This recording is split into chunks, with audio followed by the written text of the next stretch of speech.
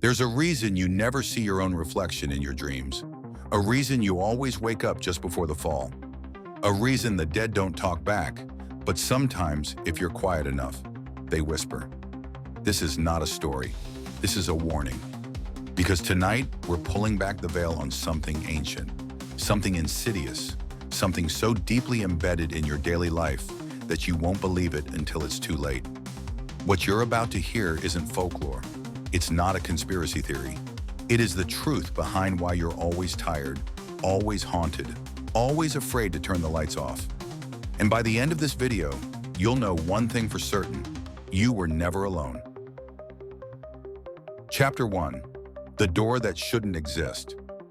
In 1987, a social worker named Angela Ramirez vanished without a trace. Her last known appointment was with an elderly woman named Mrs. Eloise Carr, who lived alone in a decaying Victorian house just outside of San Antonio. The official report said Angela never showed up, but in her apartment, police found a cassette tape, still playing static, and a notebook. The first line read, "The door wasn't there yesterday." Neighbors later reported strange sounds: wood groaning, like a tree bending in a storm, whispers rhythmic and low. One man claimed he saw Angela walking into the house, with someone behind her, tall and faceless, just a shimmer of motion. They demolished the house in 1990, but construction crews reported finding a second basement beneath the original, a spiral staircase that led down farther than it should have. They stopped digging after 3 men didn't come back up. Chapter 2. The Syndrome You Can't Name. Have you ever woken up certain that someone was watching you, but the room was empty? Have you ever felt a pressure on your chest, a buzz in your ears, a presence at the foot of your bed? The medical community calls it sleep paralysis, but in old European texts, it was called the cradle watcher. In African mythology, a spirit known as Kokma would ride the chest of the vulnerable. In Japan, they call it kanashibari. Different cultures, same affliction, same descriptions, same faces. Every single account from across continents includes the presence of a tall, shadowy figure, faceless, watching, waiting. Here's what you weren't told. A 1973 research project, buried in declassified MK Ultra documents, detailed an experiment with 50 sleep paralysis sufferers. Each participant was kept in a controlled dream state, using auditory cues and REM interruption. 48 reported seeing the same entity. 2 died in their sleep. Chapter 3. The children who know preschools across North America began reporting a bizarre trend in 2016. Children drawing intricate spirals, often in red crayon, with no prompting. When asked, they called them doors or eyes. Some even named them Mother Watcher or the Skin Behind. A whistleblower from a national toy chain said an entire line of children's dolls had to be recalled because they were found with hand-drawn symbols hidden under the plastic hairline, carved into the mold. It wasn't in the design files, he said, and the factory in China denies adding anything. Those same symbols, they've been found carved into stone in ancient burial sites in Ireland, Mexico, and Mongolia. None of those cultures ever contacted each other. No shared language. But the pattern is exact, and in every case, the carvings face east, towards something. Chapter 4. The Lost Town of Dunning, Illinois. Dunning doesn't exist, not anymore. The town was wiped from all official maps in 1954, but the land it stood on, that's still there. And every now and then, someone finds it.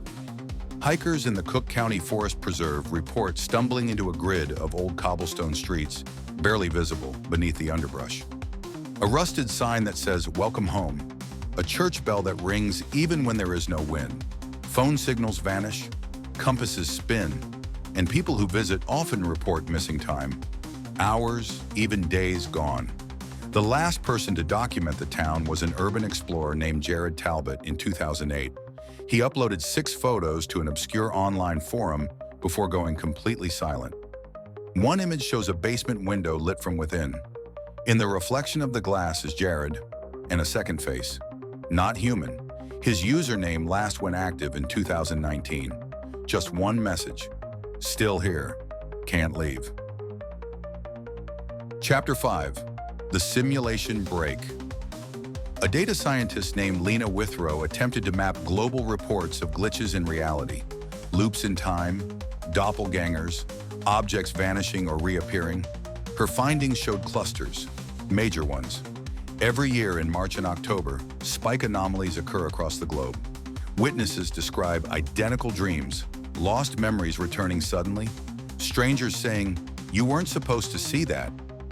Lena disappeared before publishing her final report, but her laptop was recovered. One file remained uncorrupted, a video. In it, Lena stares into the camera, not blinking. It isn't a simulation, it's a cage. Chapter 6. The Whisper Network.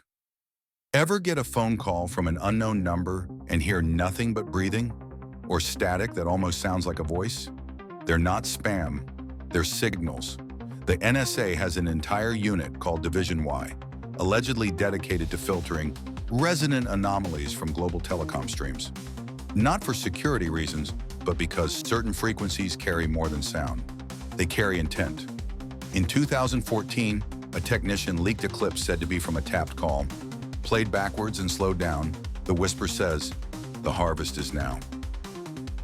Chapter 7. The one who sees an artist named Moira Jinks created a series of paintings in the early 90s, all of them self-portraits, but each one was subtly wrong. Eyes too far apart, limbs elongated, teeth too many. She claimed she wasn't painting herself. She said she watches me through the mirror. She paints through my hand. In her final interview, Moira said the entity told her a secret. When you blink, she blinks back, but only once. Then she stops. She waits. And if you blink again, she moves closer. Moira gouged her own eyes out on live TV in 1997. The footage never aired. Chapter 8. The final truth: you're already infected. That buzzing in your ears, it's a key. The flicker at the edge of your vision, a crack. The dream you keep having, the one with the hallway and the clock and the door you never open it. See what's waiting? Because the watchers, the crawlers, the faceless echoes, they don't exist in some distant plane. They are woven into your perception, into the very act of watching. You summon them by choosing this video. They feed on awareness, on curiosity. You open the door, and now, like Angela, like Lena, like Jared, you'll start noticing things too. Voices in vents, faces in glass, shifts in time. They will notice you back. So don't blink, don't turn around. And whatever you do, don't look in the mirror, because you are not the only one looking.